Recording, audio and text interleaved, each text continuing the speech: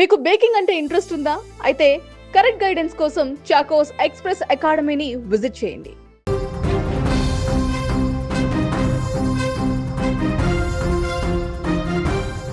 డ్రమ్ములైపోయాయి, కుక్కర్లైపోయాయి, కొండపై నుంచి తోసేసి చంపేయడాలు కూడా అయిపోయాయి. పాయసంలో విషం పెట్టి లేపేయడం కూడా ముగిసిపోయింది. చెవిలో విషం పోసి మర్డర్ పాత కథ. ఇప్పుడు కొత్త తరహా ఇంజెక్షన్తో బాత్రూమ్ క్లీనర్ను ఎక్కించి భర్త నరాల్లోకి ఇంజెక్ట్ చేసి చంపేయడం ఇప్పుడు కొత్త ట్రెండ్. ఇది ఎక్కడో కాదు, మన నిజామాబాద్లో జరిగినటువంటి ఒక దారుణమైనటువంటి ఘటన వెలుగు చూసింది.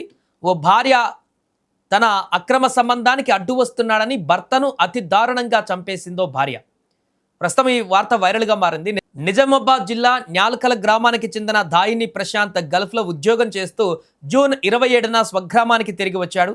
అయితే అతని భార్య దాయిని సంధ్యకు నిజామాబాద్ ఇంద్రపూర్ కాలనీకి చెందిన అనిల్ అనే వ్యక్తితో వివాహేతర సంబంధం ఏర్పడింది. భర్త ప్రశాంత్ రాకతో తమ వివాహేతర సంబంధానికి అడ్డు తగులుతున్నాడని భావించిన సంధ్య ప్రియుడు అనిల్తో కలిసి భర్త ప్రశాంత్కు అతన్ని హత్య చేయడానికి ప్లాన్ చేసింది. దీంతో అదే గ్రామానికి చెందిన కంది వెంకట సాయి అలియాస్ బంటి అనే వ్యక్తి సహాయాన్ని కోరారు.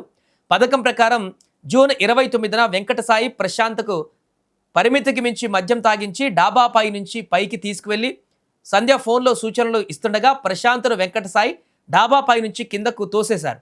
తీవ్ర గాయాలైనప్పటికీ ప్రశాంత్ చనిపోకపోవడంతో ఎవరికీ అనుమానం రాకుండా ఉండేందుకు సంధ్య వెంకట సాయి కలిసి ప్రభుత్వ ఆసుపత్రికి ప్రశాంత్ను చికిత్స నిమిత్తం తరలించారు. అక్కడ వైద్యులు పరిస్థితి విషమంగా ఉందని చెప్పడంతో అక్కడి నుంచి ఓ ప్రైవేట్ ఆసుపత్రికి తరలించారు. అక్కడి ప్రియుడు అనిల్ కూడా వచ్చాడు.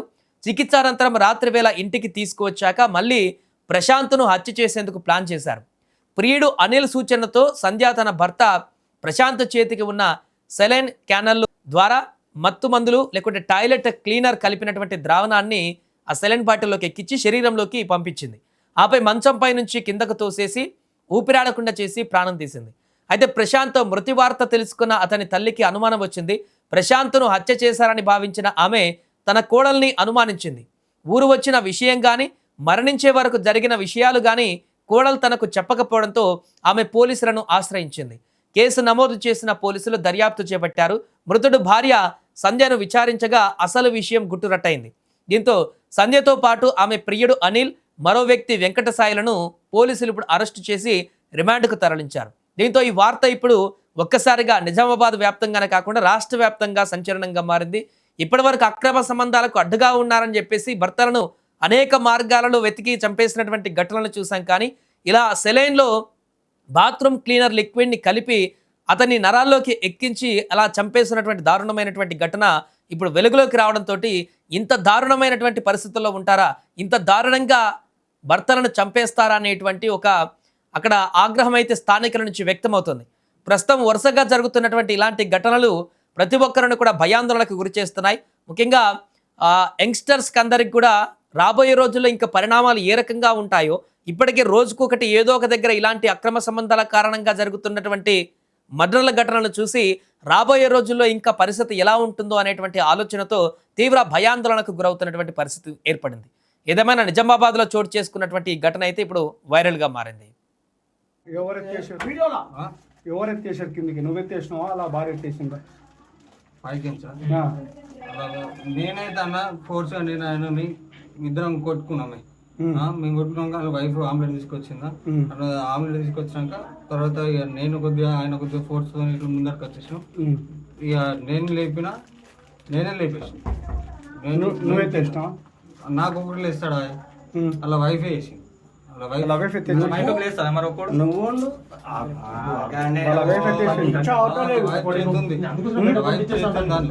చేతుంది కదా.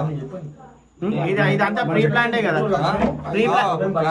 ఇదంతా ప్రీ ప్లాంటే కదా. ఆమె ప్లాన్ నువ్వు ఏం చేయదు, ఆమె ప్లాన్ ఇదంతా డబ్బులు ఇచ్చిందా?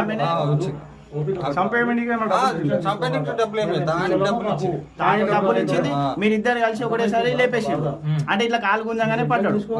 కిందికి వెళ్ళి కాలు గుంజేసి ఏ సైడ్కి వెళ్ళి పడ్డాడు? ఇట ఇక్కడ నుంచి ఇటు, ఎక్కడ నుంచి ఇక్కడ నుంచి ఇటు.